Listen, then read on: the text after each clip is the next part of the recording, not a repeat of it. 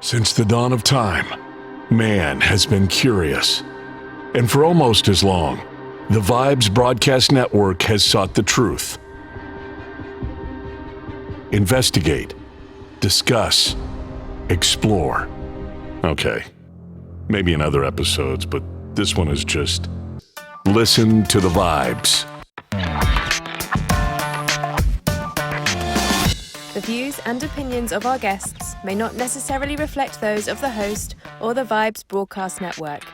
Listener discretion is advised. Welcome, everyone, to another episode of Listen to the Vibes. And I'm very excited because I have Mr. Ivan Bodley here. And if you scroll through his Facebook page and see his photos, I mean, he's like been around everybody. And you know, great bass player. I'm just, and you got a book. I'm just excited to have a conversation, see where it goes. But let's start off. Just tell us a little bit about you. A little bit about me. Wow, there's so much to tell. I wrote a book about it. There's a lot going on. I grew up in Chattanooga, Tennessee. Went to school in New Orleans. Started playing music kind of late in life, and it was sort of as a senior in high school. And kind of got to it through a roundabout sort of way. I actually went into the music business first. I used to work for a major record label as a publicist when I was just a puppy right out of school, and then decided what I really wanted to do was play, and quit my day job, handed in my corporate Amex card, knocked around for about a year and a half, and then went back to music school, went to Berklee College of Music up in Boston because I wanted to fill in sort of the gaps in my education that were missing, and decided to come back to New York to see if I could actually make a go of it, knowing that there was absolutely no guarantee, you know, that I was going to be able to pay rent, much less, you know, have any success in the business. And that was 30 years ago this year. I haven't had a day job since 1995. Oh, wow. So I at the end of every calendar year, I just kind of look around and go, well, I fooled him again. I don't know how I did it. You know, and then the top line of the bio says that I've played with 50 inductees into the Rock and Roll Hall of Fame. I've appeared in 12 different Broadway shows. Inductee in the New York Blues Hall of Fame, and the book, the title kind of describes who I am. It's called "Am I Famous Yet?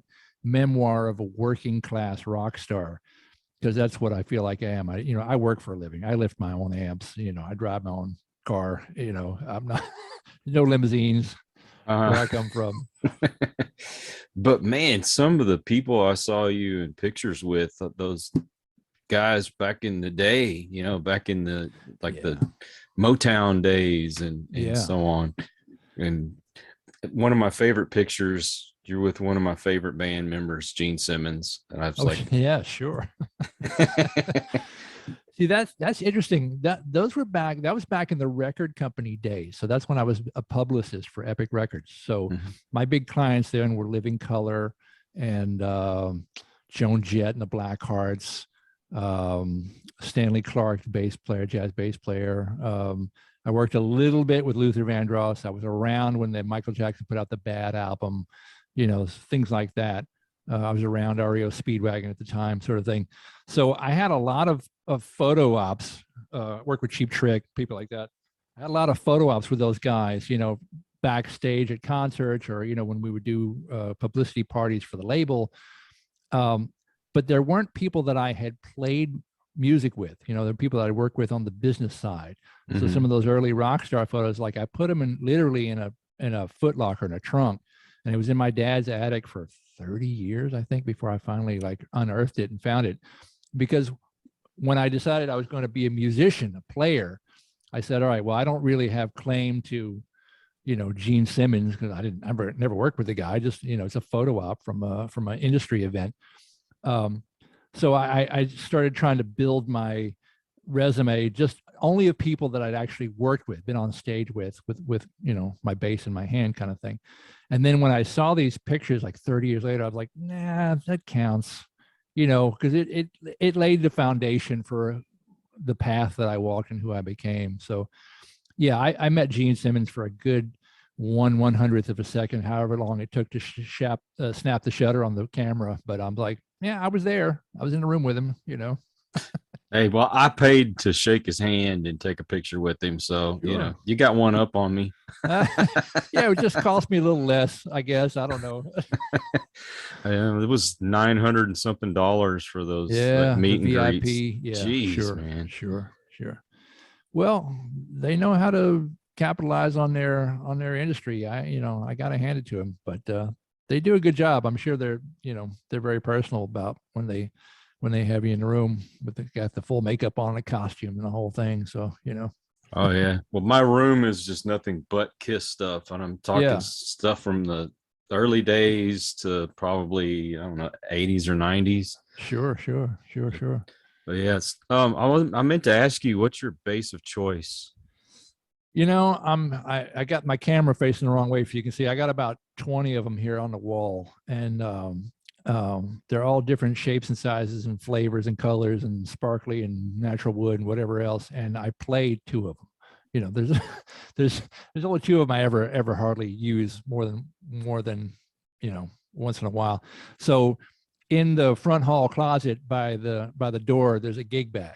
And that's the A bass, the main one that goes out with me to the job every night. So right at the moment, that is a Fender Precision bass with a Fender Jazz bass neck on it. It's actually a signature model from Adam Clayton from the band U2. Mm-hmm. It's his signature model bass. So it's a purple metal flake finish with a matching purple metal flake headstock, the 60s lollipop tuners on it, and abalone fret inlays. It's pretty, it's a pretty P bass, but it's sparkly. It looks good under the lights, and that's been my main bass for about the last 3 or 4 years now. But if another gig comes up, like, if I do a gig that's primarily like a jazz bass type of gig, the jazz bass will go in the bag and it might stay in there for 3 or 4 months by the door, or if it's a Music Man kind of gig, if it's like a disco show, the Music Man might go in the bag and that'll stay in the bag for like 3 or 4 months till I change it out for something. But the P bass, because of most of the gigs that I've done, like that have been sort of my bread and butter over the years, have been working with Stax and Motown artists. So, and all those records were all cut on a P bass. So to sort of be true to that sound, that's a P bass sound. So that's what I've been using. So do you have some good stories for when you're on the road? I got 1,000 of them, man. That's why, again, that's why I wrote the book. It's all road stories. And somebody was talking about this the other day. Like, I had a guy ask me, he's like, so many of the stories in the book are about things that have gone wrong, where things go really haywire. And I was thinking, he was trying to sort of ask me, like, well, why didn't you quit the business if it was just all bad all the time? I'm like, well, it wasn't all bad all the time, but when something goes good, like we went to the concert, it was great, everybody loved it, and we had a nice dinner and we went home. There's no story there, there's only something to tell if something blew up or somebody fell over or somebody somebody got shot or a car got stolen. That's when you got a story to tell. Oh yeah. Well, not compared to what you do, but in podcasting, stuff goes wrong almost all the time. And you have to have a love for it in order to do it. I agree. I agree. And that's kind of how I got into the business too. Like, I sort of got to a point where I kind of hit a wall. I said, there's really nothing else I want to do. I couldn't see myself doing anything else. Like, I'd gone to undergraduate, I'd gone to engineering school, and I was like, I'm not going to be an engineer. I didn't even graduate. I graduated with like a psychology degree. And then I went to the music business, and the music business is all about marketing. Like, they could be selling soap. It just happens to be they're selling records, vinyl records at the time, So, I kind of got to this reality check came in. It was like, oh, that's the only thing I really want to do. And that's kind of a drag, because you realize, like, it's such a unlikely event that you're going to actually be able to pay the rent doing this, much less have any success at it. But you have to have that sort of level of love for it, or dedication to it, or lack of anything else you can envision yourself doing to be able to take the constant, rejection that goes along with, blowing auditions, or, not getting called for gigs that you used to have, or, I've been fired from some epic epic jobs, you know. But I've also been hired to replace the guy who's been fired probably almost as many times. Sort of in retrospect, I don't, you know, it's hard to take it personally. Although at the time when you get fired from a job you really want, it's like, oh man, this is not good. Well, you know, big fans of certain bands, you'll go and you like, they've been, I don't know, they've broken up or whatever for so long, and they hadn't really been relevant since like the 70s or 80s. And then you go and you see them, and there's only one or two guys that are original in the band. And so there's a higher expectation. Like if you're going to be a bass player, you better play as good as that guy that played before you, or the singer, you better sing as good as that singer. We saw Boston. It was right after Brad Delp died. Sure. And the guy that got the story goes, he was working like at a Home Depot or something, and saw a video of him singing. The guy sound pretty close. Yeah. Well, you have to be amazing to replace Brad Delp, right? Who can replace him? That guy hit notes that not everybody could hit. Crazy. But you know, the guy couldn't hit some of the higher notes, so they had the guy from Stryper who would sing the higher stuff. So they kind of switch off. That's great. But I mean, it was a great show. There was sure. I don't know what the lady's name was, but there was a girl playing bass for him, and she was incredible. Yeah. If you work for Tom Schultz, you got to be on your game, man. I was fixing to say that guy's he's a perfectionist, to say the least. 100%. I mean, he invented all that stuff. He built the studio himself in his basement and recorded the record himself. I think the only thing he really had was Brad singing and maybe the drummer playing. Like, he did everything else himself. That whole record is mostly him. You know, imagine. And you were on stage on Broadway doing Rock of Ages, right? Yeah, I was a sub on that show. The Broadway thing, there's the terms they use. You know, there's a person who holds the chair, who's the main person who does the show. And then each person in the band has about 5 different subs, because it's 8 shows a week, 52 weeks a year. So, you know, if a show runs that long, so you can't physically do all the shows without A, going crazy, or B, just having, you know, mental or physical health. Or if you have other things that you do, you know, sometimes you can sub out up to 50% of your jobs and keep your chair.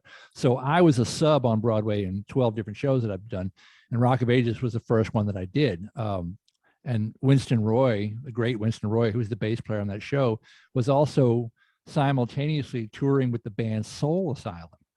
So he was constantly going out on the road. He'd go out for the weekend with Soul Asylum, fly to Minneapolis to go to rehearse with Soul Asylum. So, you know, he had 5 of us in rotation subbing for him. And that show ran for 5.5 years on Broadway. I think I did 300 performances at Rock of Ages over the course of the run. What an experience, man. Really great.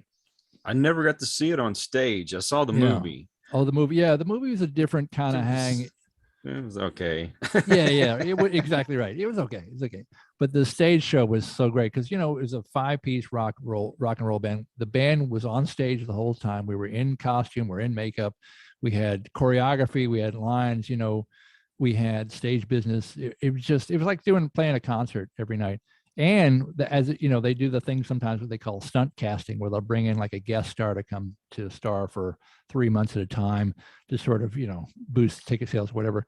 So the first stunt cast they brought in was Dee Snider from Twisted Sister. Oh, wow. So we had Dee in the cast for like 3 months, and that was a trip, man. What a cool guy. What a great singer he is too. Man, I want to meet him so bad. Yeah. Good dude, man. Have you seen the story of how they got into the business and all the things that went wrong before they finally made it? Yeah. I mean, they literally signed the contract at one point, and the guy that signed them had a heart attack and died, and they never got the contract. I'm like, how much bad luck can a band have? But they stuck it out.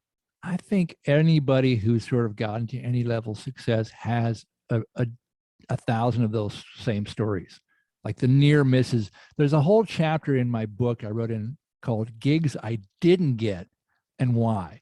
and I'm listing people, most people don't do this. They like to focus on their successes, but I'm just telling you, like, there's a whole chapter of stuff in people that I either auditioned for and blew the audition, or there's a scheduling conflict, or the phone call never came, or, one thing and another. It's like, it's 1,000 different reasons. And some big people, like I almost played with this person, I almost played with that person. And yeah, just like so many things get by you. I almost played with Keith Richards, almost played with him. No way. I was booked to go to a studio gig to replace a bass part. He was playing on a Hubert Sumlin record. And they said, yeah, we need to fix this bass part. Can you come in on Monday, bring your upright bass and play? And I'm like, I'm going to be playing on a track with Keith Richards. Are you serious? They're like, yeah, no, cool. And I was like, great, be there. No, 9 a.m. Monday, whatever it was, Sunday, they called me. It's like, yeah, no, we decided to go another way. We're just going to leave the track as is, thanks anyway. We'll get you in on something else. I was like, okay, well, You could at least brought me in to meet the guy. right. Even if he wasn't going to be there, just to say that I had bragging rights to, that kind of thing. But that happens so many times, you get these near misses. It's just part of the business, Mm. What's one of the weirdest gigs you've ever done? Because when I saw Kiss in Frisco, Yeah, they were in Frisco, Texas, and that's where I got to do the meet and greet. It was like an all-day music festival type thing. sure. And they had country bands out there. Daughtry sang out there. I'm like, this doesn't go with Kiss. Yeah. If you run across that situation. Oh yes, very much. I'll tell you, I got some really weird ones. But there's the way you just said that, talking about the bands that didn't quite mix and match the right way, reminded me of this one specific gig which I didn't write about in the book because I forgot about it till you just said that. We were doing. I did a year on the road 2 years on the road with Gloria Gaynor. First I was afraid, I was petrified, I will survive. Great disco diva singer. And we did an AARP convention in Orlando, Florida, right? Stay with me, right? So right down front by the stage, there's like a roped off area that's like for scooter parking. I'm like, okay, I know where we are now. We're in this huge convention center. Like on the other side, our dressing rooms are like these two adjacent sort of Winnebagos. And the other band on the gig is Los Lobos. Oh no. So we had this Mexican roots rock Americana, tremendous act. They're wonderful. Oh, yeah. They're great. I love them. And, me too. And then Gloria Gaynor. I'm like, what, it made no sense, and I remember passing the Lobos guys sort of in the hallway, and they just kind of had these blank looks on their face. Like they didn't know either. Like, we're not sure how we're here and how this makes any sense. Our booking agent told us to show up. And then like a couple of years later, I happened to be playing like a $50 blues gig in the corner of this bar in New York City called the Ear Inn. We start at midnight. It's like midnight to 3 kind of thing on a Monday night kind of thing. And playing with a trio, just a really cool, funky New York kind of hang. And the guys from Los Lobos walk in because they just played across town. They wanted to go have a drink after the show.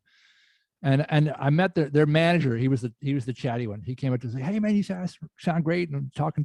I said, "You know what? I got a funny Los Lobos story." I said, "I was at the gig with Gloria Gaynor at the AAR." He said, "You were there at that gig?" He immediately introduced me to the guys. He was at the Gaynor gig, at the AARP gig. Like they remembered it immediately. He's like, "Oh man, really strange, really strange." I couldn't imagine the feeling knowing that I was playing at something like that.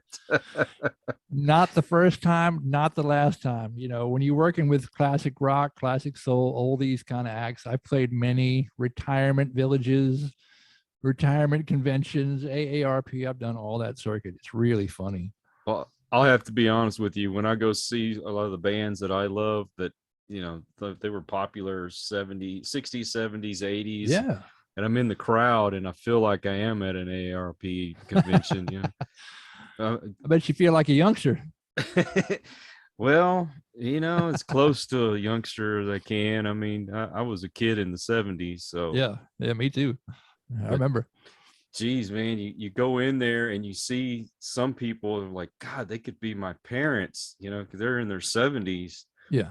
and they're out here rocking. Like I was telling you before we started, we went to Judas Priest, and I see these gray-haired people, and some of them look like they should be in an AARP commercial. And half of us are like, it's getting close to bedtime. Hey, but they're still rocking, man. They're still rocking. Yeah, well, I'll tell you, Rob Halford, 70 years old. 70 years old. The guy sang like he was still in his 20s. Didn't move like it, but he sang like it. Doesn't quite have the same knees he used to, but he's all right. He sounds like a kid. Some of the guys I work for are in their 80s now. Like I've been working with the guys with Jay and the Americans. They're in their 80s. Yeah. I'm working with little Anthony and the Imperials coming up here in about a month, and Anthony's 82. Shirley Alston Reeves, the original lead singer of the world famous Shirelles, she's 81. It's like Joey D and the Starlighters. Joey's in his 80s. When these guys are older than me and telling me to be at the airport at 7 a.m, all you can go is like, yes, sir. I'm not gonna argue with you. You can do it. I can do it. Absolutely right. And they've been doing it longer than I have, because they've been doing it since they were teenagers. They got famous when they were still in high school. So some of them have been on the road for 60 years, if you can imagine, Jeez. Well, back to Rob Halford. I mean, the guy's up there, he's still in the leather and the spikes and all that stuff. And I think, if I dressed like that, I'd look like a total idiot. But, Well, you got to own it. And he kind of popularized it. He didn't invent it, but he definitely popularized it. And that band, I don't remember when they first formed, but it's almost 50 years, or right there, right? Right at 50 years. Early 70s, right? Mm-hmm. They've been out for 50 years. This was their 50-year tour. Right. It's crazy. Because the album started coming like 75, 76, right? Rock-a-Rolla was what, 76, 77? It was, gosh, I thought it was earlier than that, but you might be right. Might be right. Yeah. I mean, 50 years. I'm only 2 years older than how long they've been on tour. So right. You think about that. Can you imagine still working with the guys you went to high school with? Can you imagine what that would be like? That'd be crazy. Oh, well, speaking of, is your plan just to play until you just croak, or are you planning to retire someday? Retire from what, man? I'm having a great time, I understand that, but some folks, they pack it up, and some folks just keep going. I mean, look at the Rolling Stones. They're going to be in wheelchairs still doing it, I think. Still doing it. That's the thing. It's sort of, as long as I can, physically get out there and do it. I'm not that old yet, even though I feel older than I'm 57 now. But like I said, if I'm working for guys that are in their 80s, I'm not going to complain about if my back hurts, because I know they got more aches and pains than I do. And again, like that time on stage is sort of like, that's the magical thing. Like, why would you want to stop doing that? What you want to stop doing is climbing on airplanes and buses. That's the hard part, Yeah. But we often say, like, we'll do the gig for free. You're paying us for the travel, and the setup and the logistics and all that stuff. The gig, that's on us. We love that. No problem. Has there ever been a time that you've taken over a gig from someone and you just really, really felt bad about it? Maybe, I don't know, something bad happened to that person or whatever the situation is?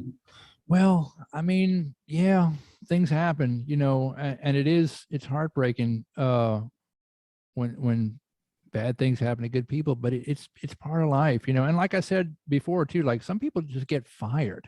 And sometimes it's the music community in New York City, as big a town as it is, the music community is kind of small. So sometimes the guy, it's like, I feel bad, really bad taking this job, but they offered it to me. And, sometimes I've even had conversations with them, like, what would you do? Like, they called me, like, would you take it? And they're like, oh yeah, take it, because if the shoe were reversed, I'd want them to take it. Like, for whatever reason, it didn't work out, or whatever happened to them, it's like, life goes on and the act goes on. It's still viable work for somebody, with my blessing, take it. Like I said, I've been fired off some epic gigs, and I've seen a good bunch of friends of mine come in behind me and take the gigs, that I got fired off. I was like, hey man, that's the way it bounced, and so be it, Yeah. Well, I mean, I know Mick Mars is a guitar player, but I mean, at one point he had that, was it spinalitis? Yeah. And I have a friend of mine that got that. I mean, he can't turn his neck, and every Yeah. bit of his bones is just growing together, and it's Yeah. crazy. It's bad. Yeah. So when that's your livelihood and it's taken Yeah. away from you that way. Yeah. I mean, Mick Mars was fortunate they were able to do something for him to help him play a little longer, but That's right. And I hope they, hopefully Motley Crue's got enough money that they've got him, comfortably retired and as comfortable as he needs to be, but yeah, it's heartbreaking. You can't fight genetics or whatever physical challenges are put upon you. It's part of life. Some of us get a longer ticket than others, and what can you do? So some of the older folks that you played with, have you gotten close to some of them and maybe they passed away or something along that line?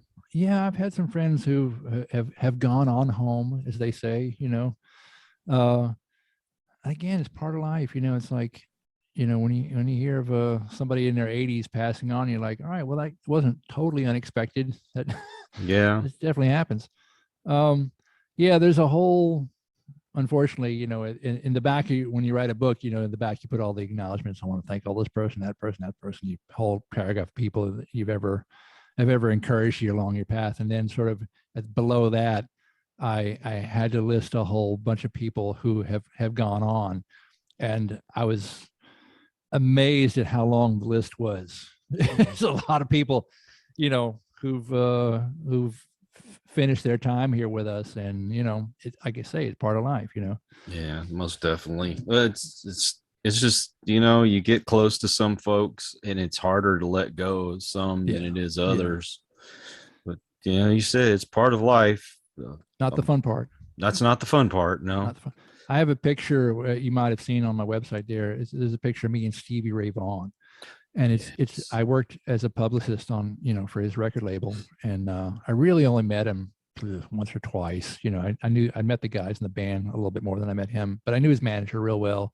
Mm-hmm. And I worked on his account. He was clean and sober for the first time in his life. He was playing better than ever. He was just musically, he was on fire. And then, as soon as he really got his life together and was like, had this bright future ahead of him, this tragic helicopter accident just took him out. And it was devastating, man, just as a fan. And, I remember writing a letter to his manager, just, it just affects you, it really hits home, because it's people that are doing the same thing that you aspire to do. Like, I'm trying to think, if somebody offered me a helicopter ride home after a show, I'd be inclined to go like, yeah, I might take you up on that, just out of curiosity. And then to have like a dumb, stupid accident like that, it's tragic. It hits close to home. That's what I'm saying, my cousin Carl, he's in a band, but he was really into Stevie Ray Vaughan, and sure. he had gotten a flyer from when he did a gig at this little bar right down the street from where I grew up. It was called the Tin Hat, and it was in a little place called Baytown outside of Houston. Yeah. Anyway, Baytown does have its claim to fame. That's where Gary Busey was born. Oh, right on. But I mean, who knows how much that thing is worth? Because that was an original flyer from before he got famous. I saw him. I started seeing him on the first tour before I even worked for his record label. He came through New Orleans when he was, I think, Texas Floods had just come out, and he had just quit the Bowie tour. He's like, "No, I'm not doing that. I'm going out on my own." We're like, "Are you sure?" Like, that was a fat paycheck you just turned down on a very high profile tour that was going to go out for a summer or a year. We were really elevated your profile, and he took this huge career gamble. He's like, "Nope.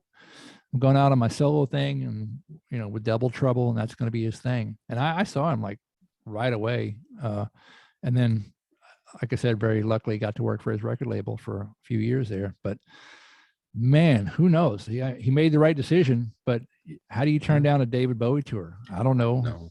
And, well, you could definitely tell his guitar playing on that album too. Yes, it's very distinctive when he plays. Immediately. Immediately. What a tone, he's one of those rare musicians, sort of like, you can identify their tone immediately. 2 notes, you're like, yep, that's him. That's the guy. And he's playing a Fender Stratocaster. We all have one in the back room somewhere, Why does that sound just like him, The guy just had that touch, Yeah. It was just something about him. There's certain guitar players that you could just tell who they are after a couple of notes. That's right. Well, I have a bass myself. I'm not a good player, so I'm not bragging here. And it's just a Squire, but it's something. Squires are great, man. Every time I have a new student come in and say, what kind of bass should I get? I said, you should get a Fender Squire. They're unbelievably reasonably priced. They work. They're completely functional. They work. When I was coming up back in my day, Sonny, if you only had, $200 or $300 to spend on a bass, you were not going to get anything that was even serviceable. Mm-hmm. Like they just didn't work. You could get cheap things, but they just, they're unplayable. So now to have like, entry level stuff is manufactured in Asia or whatever it is, like those basses are really good. Some of them are great instruments. So I have no shame about, playing Squires at all. Those are fine. Is there one that you really want that you don't have? You know what? It's funny you say that. One of the Squires I've been tempted over is there's a fretless jazz bass, which is basically kind of the Squire version of their Jaco Pastorius model that they did, like a signature model, a real high-end expensive one, several grand, that Fender made. So this was kind of the one that was built offshore, and the fingerboard is made out of phenolic resin. So what Jaco did to his bass to give it that sound was he pulled the frets out with needle nose pliers himself, and he filled in the gaps with liquid wood, and then he painted the fingerboard with marine epoxy, this really hard plastic epoxy resin. So it gave the bass that kind of mwah singing sort of fretless sound. Mm-hmm. So this $300 bass made in Indonesia, wherever it is, the Squire fretless jazz bass with that phenolic fingerboard on it, comes out of the box playing like a Jaco bass. It's amazing, the sound of it for $300. I'm like, that's criminal. That shouldn't be allowed to happen.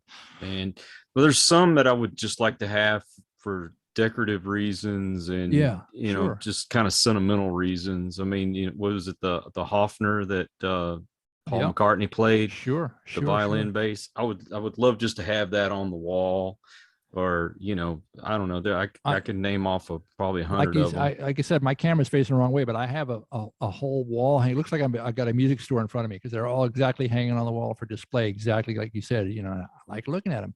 Oh, and the other thing I'll tell you about the Squires. One of the first lessons I learned early on was I did a gig. It was a one-off gig with a pickup band in Hershey, Pennsylvania, and we were backing up Spencer Davis. Oh, wow. From the Spencer Davis group, right? And he was sort of like famously photographed in the 60s playing like these big hollow-bodied, I don't know what he was playing, Gretches or Rickenbackers, whatever, but these beautiful sort of vintage guitars, So I'm like, oh boy, I can't wait to see what he's going to bring to this gig, man. Like, he's going to have a great guitar. You know what he had? He had a Campbell Soup red Fender Squire Strat. That was his travel guitar, and he threw it in the overhead bin of the plane, just didn't worry about it. And when he picked it up and plugged it in, he sounded like Spencer Davis. Wow. It's the monkey, not the banana. You know what I'm saying? I have to say, because when I listen to my cousin play, it doesn't matter what he picks up. He's got that sound, and it's him. That's right. Yeah. So do you ever get in the argument of who's the best bass player? No, can't, because there's too many different factors involved. I have a bunch of favorites in different genres, but you can't compare John Entwistle to Stanley Clarke. True. They're just different. They're in different worlds, and they're both great, and they're both huge influences on me and Jaco and Larry Graham from Graham Central Station and Sly and the Family Stone, that kind of stuff. There's a whole bunch of people that I idolize, but I can't say this is the greatest person of all time, with one possible exception. And I'll have to give it up to James Jamerson from Motown, who played on all the Motown hits. He's the same bass player on all those hits. If you ever seen that movie, Standing in the Shadows of Motown. So he's on all the Temptation songs, all the Four Top songs, all the Stevie Wonder songs, all the Gladys Knight. It's the same guy. And the bass, the Fender bass was only invented in 1951. So he started using it in 1963, 64. This instrument's only 12, 13 years old. Nobody really knows what it does. He was an upright bass player, jazz bass player out in Detroit, and they called him to play in all these pop sessions over at Motown. And they were paying him $5 a song. He got paid $5 to play the bass on My Girl. Think about that, right? No. And you know, and he was making money because they were cutting songs all day long. Like, you know, $5 in a bowl of soup. That was their original session fee, $5 in a bowl of soup for a song. So he defined what the instrument could do in a recording studio and also in a pop context. And then the Beatles were very famously listening to the Motown records, although in England it was released on the Tamla label. So they were listening to the Tamla records, and they were saying to themselves, how is the bass that loud on the record? Because they couldn't turn up in the old days, they couldn't turn up the bass loud, because if they did, the needle would physically jump off of the record if the bass was too loud. So the guys at Motown were all African-American people between the ages of 13 and 22 that built the whole studio themselves. They figured out how to use a radio compressor. I think that they probably built themselves for the bass track so that it smoothed out the peak spikes in the bass signal. So you could turn it up louder without having the spikes. So the bass was really prominent on the Motown record. You know, you listen to Motown, it's all about the bass, you know, really. Yeah. So Paul McCartney and them are listening to that going like, how is the bass that loud? We can't figure it out. And the guys at Abbey Road Studios finally figured out, oh, it's the compressor. I don't know how they either figured it out or sent a spy over to figure out what was going on. So once they figured out how to compress the bass at Abbey Road, you know, if you think about Paul McCartney's playing on I Want to Hold Your Hand versus his playing on Revolver, you know, or Rubber Soul, like suddenly it allowed him all this elbow room to become this melodic player and emulate all the stuff that he'd heard James Jamerson do at Motown. So these guys, you know, like Jamerson and then McCartney by osmosis, you know, they sort of defined what the instrument could do. So to those people, you know, the true pioneers of Fender bass, what that is, you know, my hat is eternally off to them. Oh, unbelievable. You hear some of those guys from back in the day and how they fingered some of those bass lines. Yeah. The things they came up with that most people can't play nowadays. Right. It's pretty incredible. Now, but if I have to say, my favorite has to be John Entwistle. Oh yeah. Tony Franklin's right up there, and okay. I have to say Rudy Sarzo because him and I are kind of friends. So yeah, Rudy. Yeah. I saw the interview. That's great. Rudy's amazing. He's really cool. I've seen some great players, you know, through the years, and a lot of them have impressed me. But some of those guys that were doing stuff back in the '60s that, you know, some people can't even do nowadays. That's right. And Bootsy Collins. Love that guy. I love that guy. He came to see us one time. I was touring with Sam Moore from Sam and Dave. The guy saying, "I'm a soul man. Hold on, I'm coming." All those great hits. And we were playing a gig in Cincinnati. It was like a last minute thing. They called us to open up for Joe Cocker at this outdoor arena. Something must have happened to the opener because this was like, you know, the day before. Can you guys fly to Cincinnati? We're like, yeah, okay. You know, we got the band together. And then after the show, I found out that Bootsy and his brother Catfish had been in the wings watching us the whole time. I was like, oh, I'm so glad I didn't know that. Talk about turning the pressure on, you know. I'm like, you know, I got a photo with him backstage afterwards, and it was just like, man, you're my fucking hero. Unbelievable, you know. And then a couple of years ago, I got hooked up with a publishing company that does these transcription music books of like legendary, it's called the Legendary Licks series. So they did a book of Bootsy Collins transcriptions for this book. And one of the things that they did was they would include a CD in it. This is how old this was. You know, it's a play along CD. So it would have like the bass on one track or the bass and drums on one track and then the rest of the band on the other track. So then the player could read the book and either play along with the bass or turn the bass off if they, pan their stereo left or right, to be able to play along with the Bootsy parts. And I got hired to be Bootsy's stunt double because I had to record all the bass parts as written out in the book, as played by Bootsy for this CD project. And it was, man, that was an education. Let me tell you something. Wow, what a good player he was. And you have to be pretty steeped in a lot of different genres to do what you do. I do. Unfortunately, I love it all. I'm as comfortable in the funk realm as the classic soul realm, as the heavy metal realm. I just like good music, in any sort of genre. So if people are playing something that's engaging or interesting or interactive, like on stage, I don't care what the genre is, we're just going to have fun with it. I was going to tell you my John Entwistle story too, because you brought him up. I'm looking right now, right in front of me, it's an 8-string alembic, the Explorer body model. It was built in 1980s, basically the Entwistle model that he had for the late 70s, early 80s version of the Who. And I saw that tour in 82, I think. I don't know, was it Face Dances? The one after that, Eminence Front.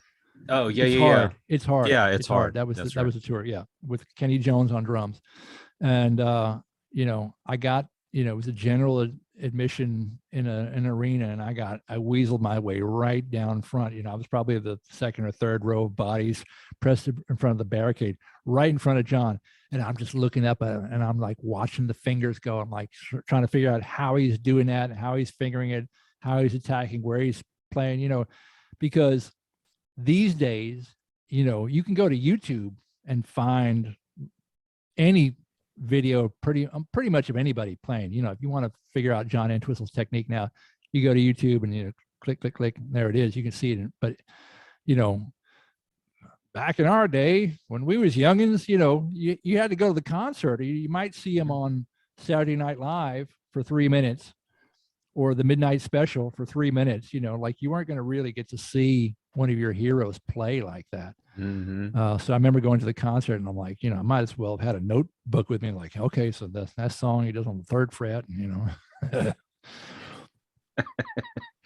like seeing in person was great. I would have loved to seen him. The Who's coming to town here in Austin, but it's just Pete and Roger now, and it's sad not to see. I would have liked to have at least seen Kenny Jones, but well, I mean, I agree with you. It's not the 60s Who that we know, but I'm telling you, it's a great book of songs, and Roger's going to be amazing, and Pete's going to be amazing, and Pino Palladino is an amazing bass player. Not at all like John Entwistle, stylistically completely different, but man, is he good.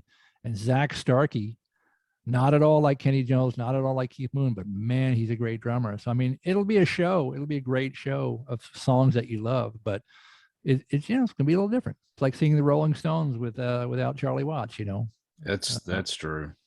But well, I got to hit the lotto first before I can afford the tickets. So yeah, I hear that. I hear that. So, what's your future plans? Man, I'm just taking it as it comes. Coming up, I have some dates with J.A. the Americans, like I mentioned. I have some dates with Little Anthony and the Imperials. Currently, I've been subbing on the Broadway show Jersey Boys, which is running off Broadway here in New York, and I just started that in December, and that's been a blast. I had been doing the Temptations musical called Ain't Too Proud, but that musical became a victim of the pandemic. When all the Omicron variant ripped through the theaters of New York, like all backstage, because everybody's on top of one another, breathing on each other. So like all the cast were getting it, the band were getting it, everybody. So that show couldn't survive that shutdown. It was costing them like $800,000 a week to pay everybody to stay home.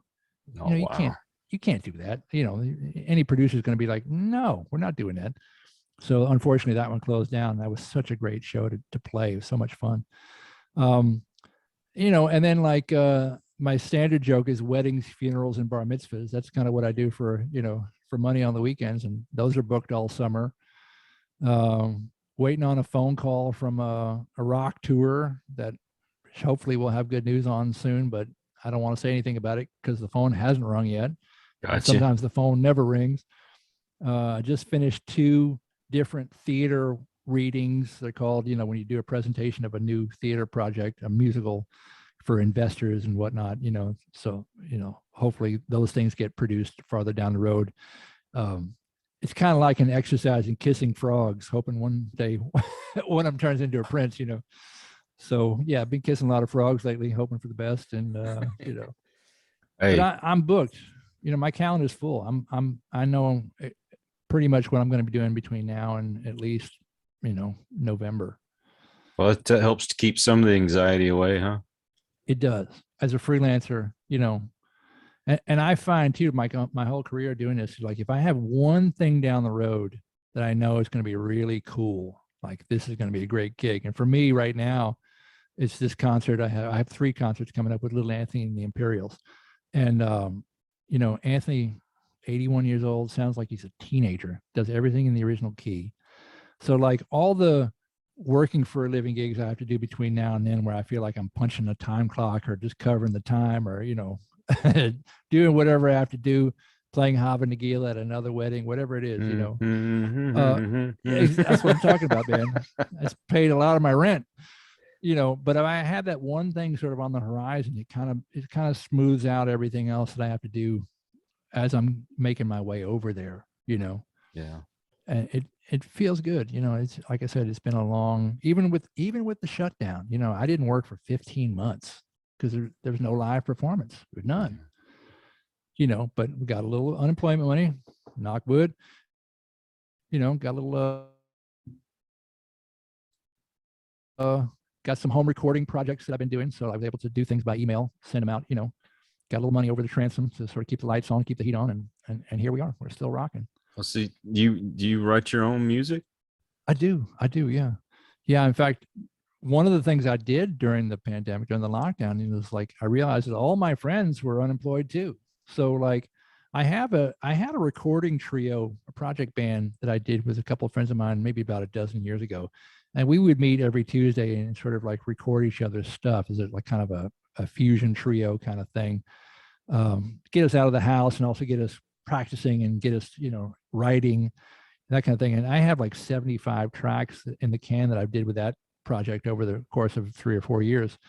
And then over the pandemic, I said, I can still do this, but I can do it remotely now.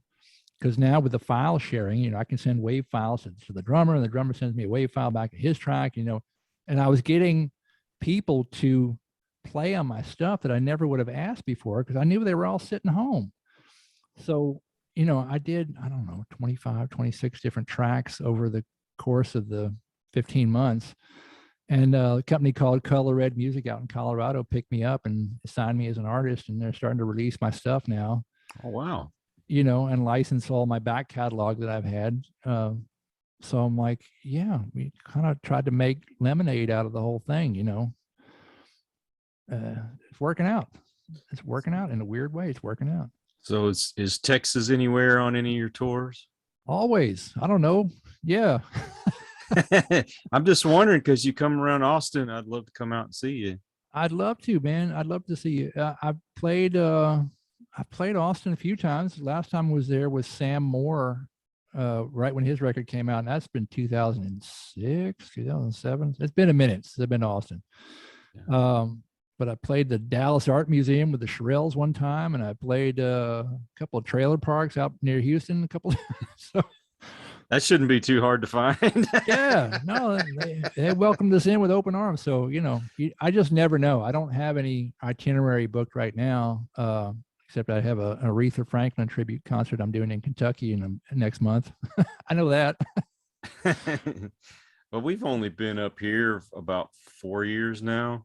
I spent let's see. Yeah, about almost 5 years because I spent 47 years of my life down by Houston. Sure.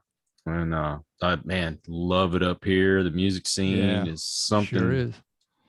You never know who you're going to run into. I mean, Nikki Sixx walked into a Whataburger right down the road from our house. And yeah, he did. like, and I missed it. My buddy was, I made friends with the manager there. Yeah. And he was upset because it was Easter, and they told him he had to come into work, and he didn't want to, but he's like, I'd go in. And Nikki Sixx walks in. Nikki Sixx walks in, and he's like, what? So he kept the surveillance camera footage from him walking in the door. That's funny. That's funny. Is South by Southwest, is it just gone by? Is it still going on? Is it finished now? I think they're wrapping it up. I'm not sure. I know John Cleese was on stage the other night, and I wished I'd have been there, because he got to saying some things that somebody ran out and took the microphone away from him. Well, this is what I'm saying. South by is become this major music festival, film festival, arts festival. So you have people from all over the world coming to see you. So you're sitting in a real good spot right now, my friend. People are going to come to your house instead of you having to go find them on tour somewhere. Yeah, well, my old lady works for the state, and the building that they work in is right by where all that goes on. So all those celebrities walk up and down there all the time. But I mean, to be honest with you, music is kind of the ones we look to. We've kind of fallen out of love with Hollywood. I have to say, some of the bands that I like, I'm kind of falling out of love with them. But I'm not trying to get into politics, but when you've picked a side and you say the other side is awful, terrible people, then you're like, really? I've listened to you all my life, and now you want to tell me you don't like me? Well, that divisiveness I find really disheartening, because I grew up in Chattanooga, Tennessee. It's a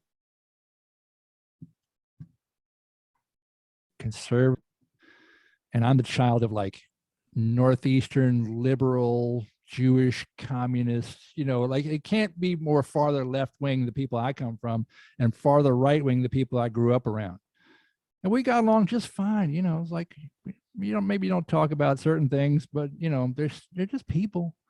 They're just people. That's my point, because I don't ever remember it being this bad growing up. No, this is new. This is a new thing. That's us and them. We can't talk to them. I'm like, yeah. When I play a state fair out in Pennsylvania, and they got all these, people selling guns and knives and Trump flags, I'm like, well, that's kind of an extreme viewpoint. Which I don't necessarily share, but they're just people. They're good people. They're farmers and people that work, for a living. They're showing their cattle, and go talk to them about the goats, not about the bumper sticker. You might have a good conversation. That's the thing. I mean, there's no reason why people can't get along and still not agree on everything. I mean, if you really sit down, most people do have a lot in common, but 100%. You've got the social media crazies that they're the loudest on social media. Right. And so people think that everybody's like that, and people aren't like that. That's right. I go to my local store. It's not that way. I don't care who you are. Nobody's shouting in there, right? They're buying the groceries. Exactly. Right. Yeah. Nobody's campaigning. It might be one guy out front with a clipboard. That's one guy, Well, I do give those political people a lot of hell when they send me messages. As you should. I guess, I don't know, the phone number that I got when we moved up here, somebody else had it, and he belonged to a certain political party, and they would say, well, Mr. So-and-so, or are you planning to vote for so-and-so, and all this stuff. And I would give them the opposing view and say, right, no. They whatever have a nice day. Whatever they're for, just go opposite, right? Whatever it is, like, oh no, completely opposite. Whatever you think. Oh, that's just good fun right there. That's entertainment. Yeah, that have a nice day. That's right. Get off the phone real quick. Oh man, what a world. So you have the book, and yes, sir. You have a website. Yes, sir. Okay, and what's that website?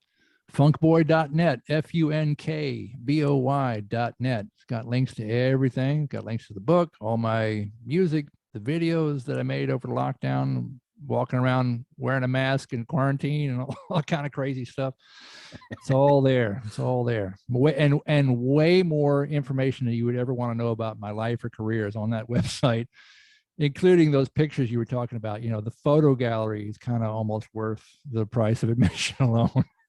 I'm telling you, I was really impressed with the diversity of the genres of music that you're talking to folks or taking pictures with these folks, and Cyndi Lauper and of course Stevie Ray Vaughan, and then that's we're talking about Gene Simmons and Bono and Sting, and I'm like, oh my God, he was with Sting. I think it was one of my favorite bands. I worked with Sting about 3 or 4 times with Sam Moore.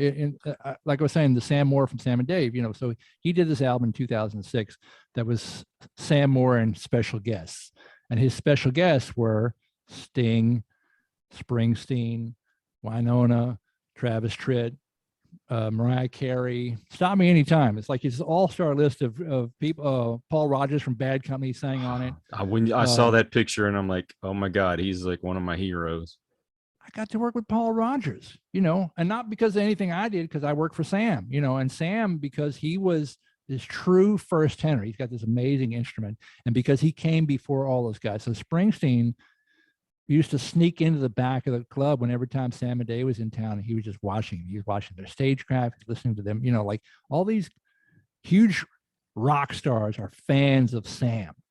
So standing next to Sam, just standing next to him over the years, I met Robert Plant, Bono, The Edge, Springsteen, Paul Rodgers, on and on. And they, all these giant rock stars would come at him with no ego, because they're like bowing down to him because he came before them, and then Sam would go like, oh, this is my music director, Ivan, and be like, hi.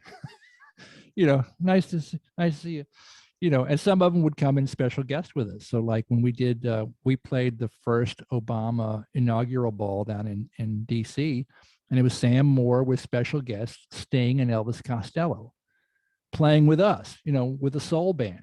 So I got to back up Sting, a few times, and Elvis Costello that time. These are my childhood heroes that I grew up listening to. And I tell a story in the book, like when I did my very first time on stage in high school, with my high school band, we played Message in a Bottle. Oh. So fast forward 27 years, I got to play it with Sting at this inaugural ball. It's just like your mind can't wrap around something like that, as a kid, as a fan, making that into sort of a part of your reality or your career path. And it was just the whole band, we just floated out of the building that night. We were just like, our feet weren't even touching the ground. I bet. Until we got back outside. It was 20 degrees outside. And because Washington, D.C. was so booked up that night, we couldn't get a cab. We had to walk back to the train station a mile. We had to walk a mile and a half in 20-degree weather, holding our instruments all sweaty at 3 o'clock in the morning, going like, didn't we just play with Sting and oh, never mind, Oh man, some of those bands, geez. Yeah. I would trip. I think Robert Plant still lives up here in the Austin area. Oh, does he? Oh, fantastic. And one of the guys, I think it's the drummer from Aerosmith, he lived like 10 minutes from where I lived. Mm-hmm. And a lot of guys, I mean, this is the music capital of Texas here. So a lot of people are moving to Austin. There's been a big exodus. I've seen it because I know people. It's like, moving from Baton Rouge to Austin. I'm like, really? Why now? Austin's like, it's become this mecca now, right? Mm-hmm. It's really cool. It was always a cool town, but now it's getting to be like really hip, Got some good people down there. Yeah, some of it's dying off, man. To be honest with you. And it's not putting down homeless folks, but they've moved in to like 6th Street, where that was the place to be. And instead of the government helping these people, they just let them live wherever they want. And I don't think it's fair. Kind of a problem. And, I live in New York City, so I'm not going to be telling you we don't have similar problems. And right now it's funny because because of the lockdown, everything kind of calmed down for a while. Like everything sort of really chilled out, and there's nobody out. So the place felt really safe. But now that things are opening back up, Now the homeless people are back out, they're back on the trains, and you can see the drug use on the streets now, and you're feeling like, yeah, I'm feeling it now. There's some social things that we haven't solved yet. Yeah. You can feel it. You can feel it. I would rather throw more money at getting these folks the help they need and getting them off the street than some of the other stuff they want to spend money on. But that's another show. I'm with you, brother. I'm with you, brother. I'm right there with you. But anyway, we don't get into politics, man. Yeah, I'd rather stay away from the politics, because no matter what side you pick, you're going to piss off half your audience. That's right. That's exactly right. And there's no reason for that. No.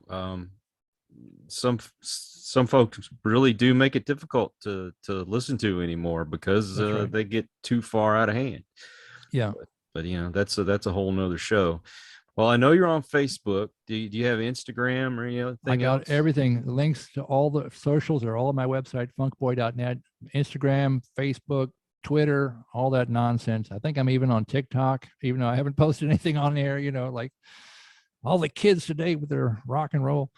So yeah, I'm available. I can be found. I can be researched. If anybody's interested, there's plenty to read up on or check out, listen to, look at. Yeah, I have a TikTok, and I usually just put a reel up on it from clips of my shows. But good. I haven't done some of the crazy stuff that they do on there, eating Tide Pods or that kind of stuff. No, I just like to look at stupid animal tricks. That's what I look at it for. I'm like, oh, that's funny. Look at that, what that dog just did. Entertainment while you're sitting on the toilet. That's all that is. Yeah, remember the days when we first got on the computer and it was nothing but cat videos. So yeah, I think it still is, right? Is it? I hope so. All this time, TikTok is all funny cat videos. That's all right. Yeah, I don't really spend a lot of time on social media, but unless I'm looking at your pictures, then I told you I was stalking you. yeah, fair enough. I told you, stalk away, brother. That's why it's all there. It's all good. Well, I really appreciate your time, and if anything comes up you'd like to talk about in the future, I'd love to have you back on. Man, thank you so much. I really appreciate talking to you. I appreciate your time. Thank you for having me on here and introduce me to all your listeners who are people I probably don't know yet, and I'm glad to meet them. So it's a wonderful thing, and I really appreciate the opportunity. Thank you. And for those of you who are either watching or listening, if you're new to the channel, thank you for stopping by. Please subscribe and come back. And for those of you who are regular, thank you for your support, because it's because of you we do what we do. And until the next time, everyone, please take care. Be kind to one another. God bless and peace. We hope you enjoyed this episode of Listen to the Vibes. You can catch us on Buzzsprout or wherever you listen to your favorite podcasts, and on YouTube. Follow us on Facebook at The Vibes Broadcast Network